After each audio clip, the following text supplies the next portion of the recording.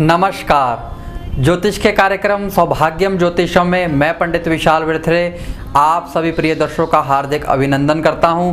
प्रिय बंधुओं, सबसे पहले हम बगलामुखी का ध्यान करेंगे। ओम लीं बगलामुखी सर्वदुष्टानां वाचम मुखम पदम स्तंभयम जीवाहम कील्यम बुद्धिम विनाशाय ह्लीं ओम स्वाहा।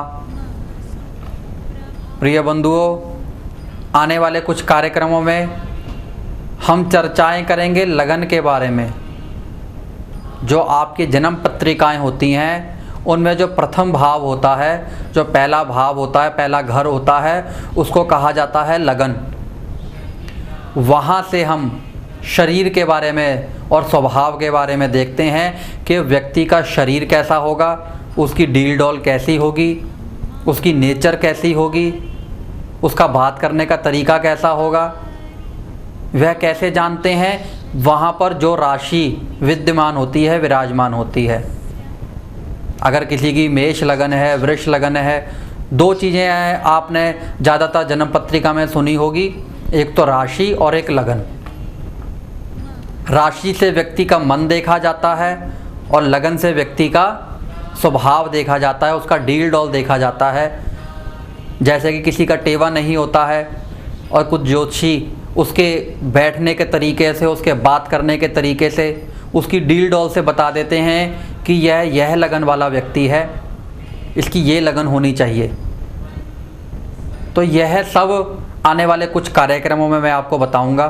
सबसे पहली बात कि उसका फ़ायदा क्या है कि गलत जन्म कुंडली को सुधारा जा सकता है। कई बार कुछ जन्म पत्रियाँ ऐसी होती हैं जो संधि के समय की होती हैं। संधि का अभाव की एक लगन बदल रही होती है, दूसरी आने वाली होती है। बीच का कोई जन्म आ जाता है, उस समय टेवे में अगर दिखाई दे रही है कर्क लगन, पर उस व्यक्ति की डील डॉल जो है वह मिथुन लगन के अनुसार बन रहा है, और जो ज़्यादातर बातें कोई ज्योतिषी आपको बता रहे हैं वह मिथुन लगन के अनुसार बता रहे हैं, तो आप देखेंगे कि आपकी जन्म कुंडली में संधि का जन्म होता है आसपास का। क्योंकि कर्क लगन वाला व्यक्ति और मिथुन लगन वाला व्यक्ति बिल्कुल ही अलग होता है। तो आपस में जितनी भी ये लगन है एक दूसरे से विपरीत होती हैं। तो वह सब मैं आने वाले समय में आपको समझाने का प्रयास करूंगा कि आपकी जन्म कुंडली में आप देखें कि आपकी कौन सी लगन है। और जितनी भी ये मैं बातें बताऊंगा लगन के अनुसार बता रहा हूँ। लगन के अंदर कोई और ग्रह बैठा नहीं होना चाहिए, इस बात का विशेष ध्यान दें। यह नहीं है कि मैंने बात की कन्या लगन के बारे में कि कन्या लगन वाले जो व्यक्ति होते हैं हंसमुख होते हैं, खुश मिजाज के होते हैं, लड़कियों जैसी यानी स्त्रियों जैसी उनकी नेचर होती है। तो पर वहाँ अगर शनि ग्रह बैठ जाता है तो उसमें शनि की क्रियाएं भी, शनि के स्वभाव को भी ऐड करना पड़ेगा। अब कहेंगे कि यह व्यक्ति थोड़े से खिजी स्वभाव के होते हैं, पेट में बात तो पचाते हैं लेकिन नरम स्वभाव रखते रखते भी ये कड़वी बातें बोल जाते हैं, यानी कि उस ग्रह को भी मिश्रित करना पड़ेगा।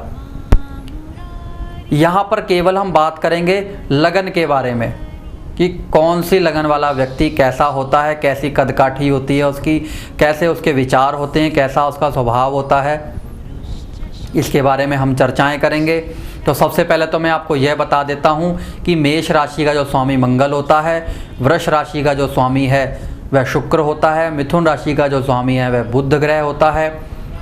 उसके बाद कर्क राशि का स्वामी चंद्रमा होता है, सिंह राशि का स्वामी सूर्य होता है, कन्या राशि का स्वामी बुध होता है, तुला राशि का स्वामी शुक्र होता है, वृश्चिक राशि का स्वामी मंगल होता है, धनु राशि का स्वामी बृहस्पति होता है, और मकर राशि का स्वामी शनि, और कुंभ राशि का स्वामी शनि, और आखिर में मीन राशि का स्वामी बृहस्पति होता है। यह मैंने सब इसलिए बताए हैं कि इन ग्रहों की नेचर उस लगन में आती हैं। मेष लगन है, स्वामी मंगल है, मंगल कैसा होता है? क्रोधी स्वभाव होता है मंगल का। और उस जन्म कुंडली में अगर आप मेष लगन की जन्म कुंडली देख रहे हैं तो उसमें यह भी देखेंगे कि मंगल कितनी डिग्री का बैठा है, कहाँ बैठा है। उसके अनुसार भी आप देखेंगे कि अगर मंगल नॉर्मल है तो गुस्सा कम आता है, लेकिन मंगल का प्रभाव बड़ा ज़्यादा है, बहुत ज़्यादा बली बैठा है, सेकंड हाउस में बैठा है, क्रोधी स्वभाव होता है। यह सब चीज़ें भी इसमें काउंट की जाएंगी। लेकिन आपको ज़्यादा ना उलझाते हुए केवल मैं हल्का सा एक आपको बताऊंगा कि कौन से लगन वाले व्यक्ति कैसे होते हैं, किस स्वभाव के होते हैं। और आप अपने जीवन में देखेंगे कि आपकी जन्म पत्रिका में देखिए किसी की अगर कर्क राशि है, जो मैंने बातें बताई हैं कर्क राशि वालों के लिए, वह काफ़ी हद तक मैच करती हैं। बस शर्त यही कि वहाँ पर कोई ग्रह बैठा नहीं होना चाहिए। तो प्रतिदिन मैं आपको 2 लगन के बारे में जानकारी दूंगा। इस तरह आपको 6 दिन में 12 लगनों के बारे में पता लग जाएगा प्रतिदिन। क्योंकि होता क्या है कि मैं सब बातें क्यों पहले बता रहा हूँ, मेरे पास बाद में फ़ोन कॉल आने लग जाते हैं कि पंडित जी हम प्रोग्राम मिस कर गए हैं, हमने देखा नहीं है। तो इन चीज़ों के लिए मैंने आपको पहले आज बता दिया है कि मैं लगनों के बारे में जानकारी दूंगा। कल से हम लगनों के बारे में चर्चाएं करेंगे कि मेष लगन वाले कैसे, वृष लगन वाले कैसे, इसी तरह हम क्रम को बढ़ाते रहेंगे। तो जिसकी भी जन्म कुंडली आपको मालूम है और किसके क्या लगन है, वह अपने कार्यक्रम ध्यान से देखें। और वैसे भी यह प्रोग्राम इस केबल टीवी के माध्यम से आपके घरों में अमृतसर में 7 बार आता है, सुबह को, शाम को, रात को। तो जो भी टाइमिंग है इस कार्यक्रम के अंत में आती हैं, वह भी आप नोट करें। आप एक टाइम मिस कर गए, दूसरा टाइम देखें, तीसरा टाइम देखें, कभी भी आप देख सकते हैं। नमस्कार, ज्योतिष के कार्यक्रम सौभाग्यम ज्योतिषम में मैं पंडित विशाल विरथरे आप सभी प्रिय दर्शकों का हार्दिक अभिनंदन करता हूं। प्रिय बंधुओं, सबसे पहले माँ बगलामुखी का ध्यान करेंगे। ओम लीं बगलामुखी सर्वदुष्टानां वाचम मुखम पदम स्तंभयम जीवाहम कीलयम बुद्धिम विनाशाय लीं ओम स्वाहा।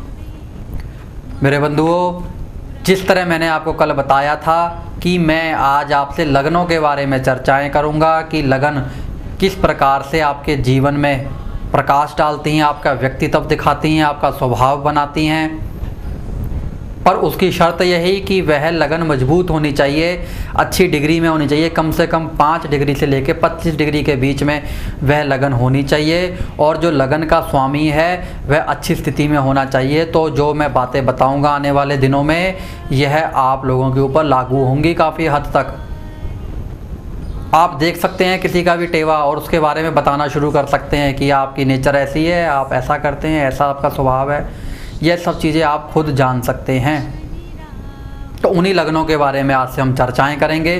तो उसमें सबसे पहले हम बात करेंगे मेष लगन वालों के लिए। मेष लगन का जो स्वामी होता है वह मंगल ग्रह होता है। मेष लगन वाले जो लोग होते हैं दुबले पतले होते हैं, पतले शरीर वाले होते हैं, क्रोधी स्वभाव के होते हैं, हठी होते हैं, बदला लेने में सक्षम होते हैं, तुरंत बदला लेने की नीयत रखते हैं। थोड़े से अहंकारी लोग भी होते हैं, बुद्धिमान होते हैं, चतुर चालाक होते हैं, चंचल होते हैं। तो जब इतनी ज़्यादा क्वालिटियाँ होती हैं तो अहंकारी तो हो ही जाते हैं ये लोग। कम बोलना पसंद करते हैं। दूसरी बात कि इनके मित्र बड़े कम होते हैं, बड़ी जल्दी लोगों से लड़ाई झगड़ा भी कर लेते हैं। कहते हैं इनकी ज़्यादातर भौहें चढ़ी ही रहती हैं, दिमाग चढ़ा ही रहता है इन लोगों का। मेष लगन वाले लोग थोड़े से कह दो कि लोगों के साथ कम बातचीत करना पसंद करते हैं, मेल मिलाप कम करना पसंद करते हैं। यह देखते हैं कि हमको किससे फ़ायदा है, उससे ज़्यादा मिलने की कोशिश करते हैं। एक बात बताना चाहूँगा कि मेष लगन वाले जातकों को उनके जीवन का 6ठा, 8वां, 12वां, 15वां, 21वां, 36वां साल, 45वां साल, 55वां साल, यह 48वां साल, यह जितने भी जो साल हैं इनको अपने जीवन में या तो शारीरिक कष्ट या धन हानि देखनी पड़ती है। यह जो मैंने अभी उम्र बताई है, ये बात का ध्यान दें और देख लें अपने जीवन में इस समय में कुछ ना कुछ परेशानियां ज़रूर आप लोगों को आई होंगी। मेष लगन वालों का जो अच्छा समय होता है 16वां साल, 20वां साल, 28वां साल, 34वां साल, 41वां साल, यह जो साल मैंने बताएं काफ़ी बेहतरीन निकलते हैं। कोई ना कोई शुभ कार्य इस समय में होता है। यह साल जो होते हैं जीवन के काफ़ी अच्छे गिने जाते हैं। मेष लगन का जो स्वामी है मंगल, और इन लोगों को जो रतन डालना चाहिए, आवश्यकता पड़ने पर लाल मूंगा या सफ़ेद मूंगा रतन धारण करें, विशेष लाभ इन लोगों को मिलता है। एक बात बताना चाहूँगा, मेष लगन वाले अपने अगर गुस्से पे कंट्रोल रख लेते हैं तो जीवन में काफ़ी कुछ कर जाते हैं।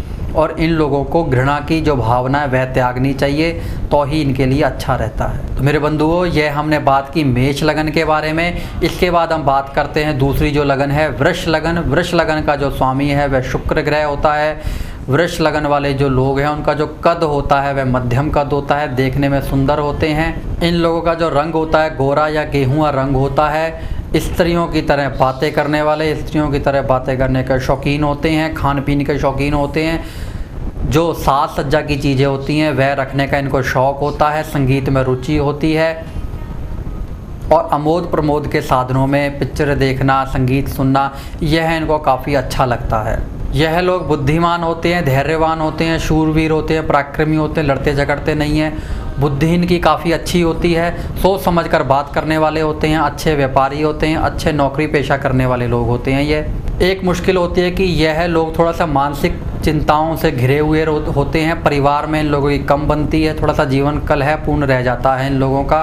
और काफ़ी जगह एक चीज़ देखी गई कि जो इनका 36वां वर्ष होता है, 36 ईयर, वृष लगन वालों के लिए काफ़ी दुखी जीवन होता है। उस समय में थोड़ा सा दुख झेलने पड़ते हैं, यह टाइम इनके लिए अच्छा नहीं होता है। एक और अशुभ बात कि किसी ना किसी शस्त्र से या किसी ना किसी चीज़ से इनके शरीर पर चोट का निशान, आघात का निशान होता है, कोई ना कोई टांके लगना इनके जीवन में ज़रूर ऐसा समय आता है। कुल मिला के देखा जाए कि जो वृष लगन वाले लोग हो गए हैं, लोग होते हैं, सामान्य लोग होते हैं, स्थिर, इनका जो दिमाग होता है बड़ा स्थिर होता है, बड़ा सोच समझ कर काम करने वाले होते हैं और कभी भी डबल माइंडेड नहीं होते हैं, या तो काम करना है या नहीं करना है, ऐसी सोच इन लोगों की होती है।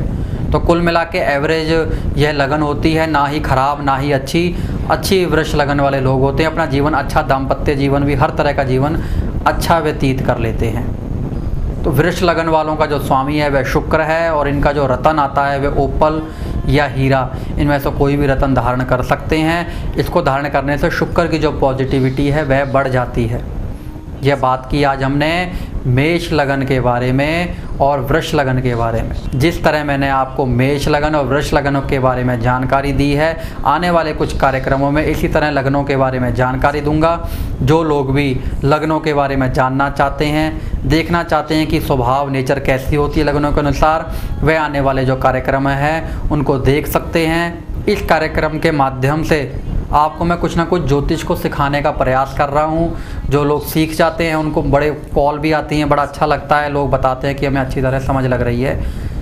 तो अगर आप मुझसे मिलना चाहते हैं, अपनी पर्सनली जन्म पत्रिका दिखवाना चाहते हैं, तो आप मेरे कार्यालय में आके मुझसे मिल सकते हैं मेरे मिलने के समय के अनुसार। इतना ही कहते हुए मैं पंडित विशाल बिरथरे आप सभी प्रिय दर्शकों से इजाज़त चाहूँगा। नमस्कार। अगर समस्या है तो समाधान भी है। अपनी समस्याओं के समाधान हेतु आप पंडित विशाल जी से उनके कार्यालय में आकर भी मिल सकते हैं। पंडित विशाल बिरथरे, 9B दयानंद नगर, गली नंबर 1, नजदीक बिजली पहलवान मंदिर, लॉरेंस रोड, अमृतसर।